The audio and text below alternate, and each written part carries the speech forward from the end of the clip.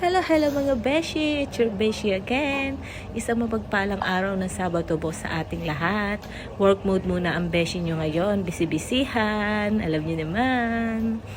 At eto nga po, dito po kasi sa amin, 5 araw ka magtatrabaho at 2 araw ang day off mo sa isang linggo. Kaya lang, iba-ibang araw dun binibigay yung 2 days na yon. Pwedeng Martes o sometimes naman, nakaka-day off din po kami ng weekend.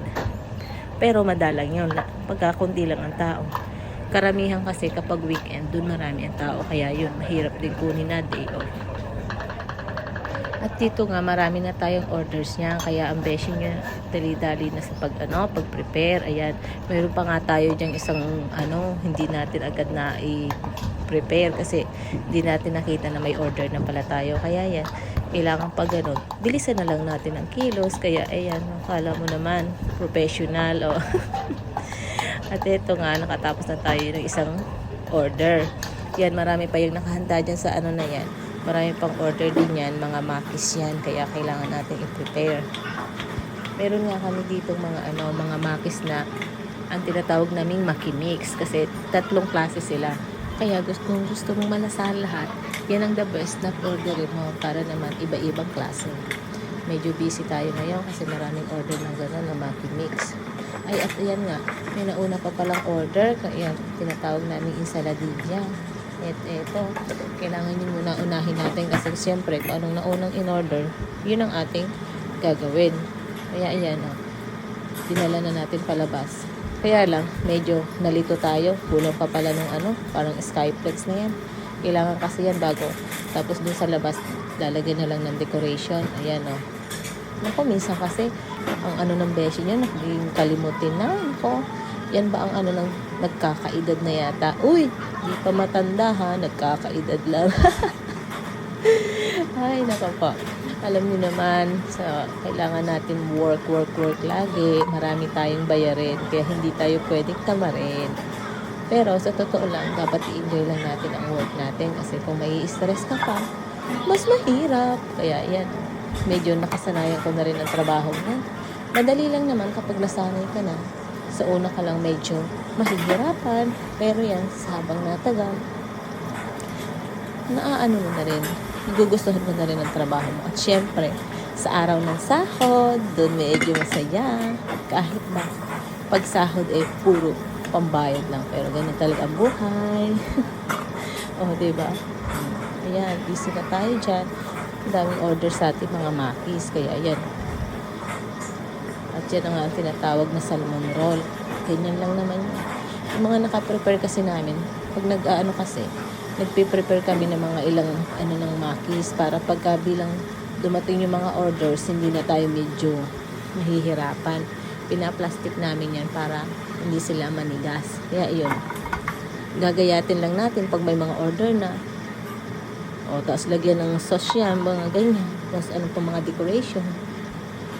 At pagkatapos nun, ilalabas natin doon sa labas kasi doon naman kukunin ng mga waiter. Ayan, tinatawag na kamarero at kamarera dito sa amin, sa Spain.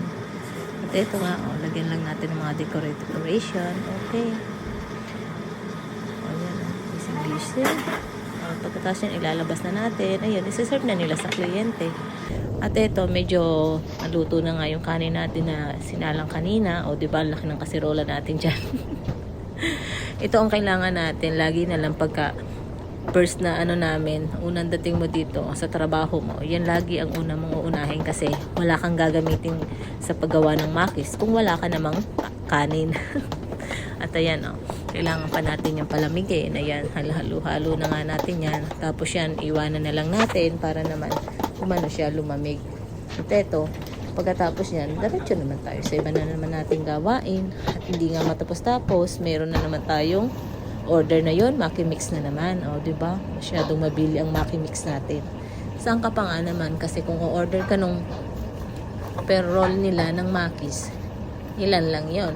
At least yan, kapag yung maki-mix na yan ang in-order mo, 3 klase na ng makis ang matitikman mo. Kaya ayan, busy-busy tayo.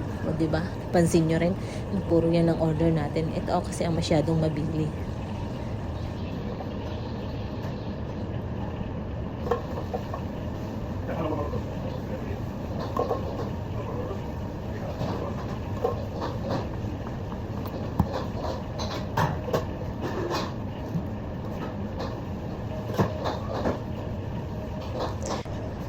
yan nga, may bago na naman tayong order. Ayan o, may lumabas na naman ticket. At eto, salmon roll na naman.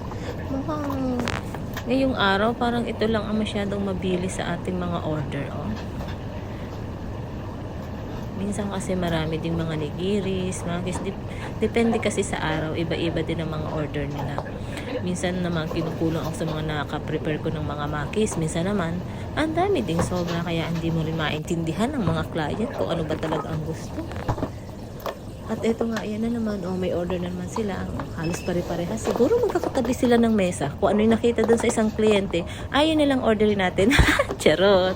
Ginawa ng kwento. O, ayan naman, beshi, huwag mo nang kalimutan yung tinapay. Ayan, oh. Buti na lang, hindi talaga masyadong malimutin ang beshi nyo. Ayan.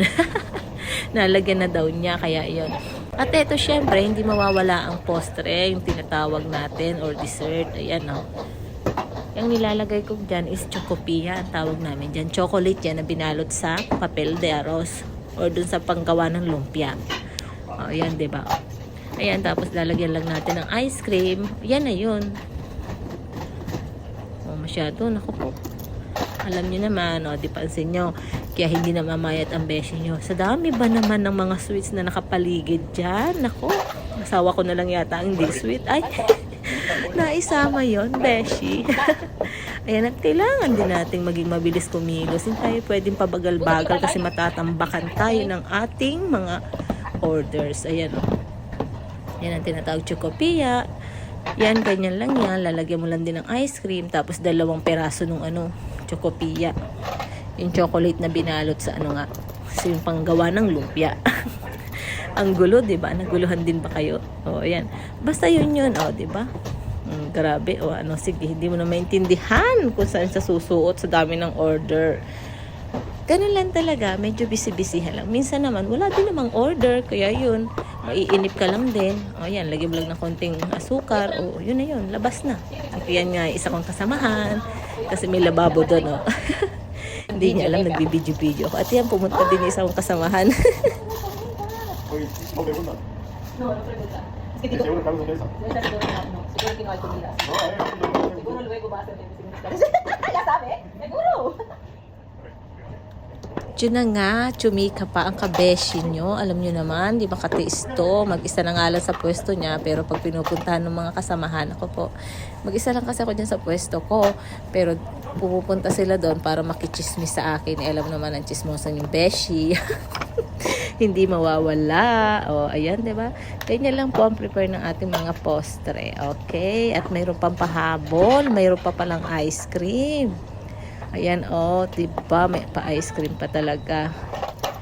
Okay, that's all for today's mga beshi. See you on my next vlog. Ingat po tayo palagi. God bless you all. Bye-bye.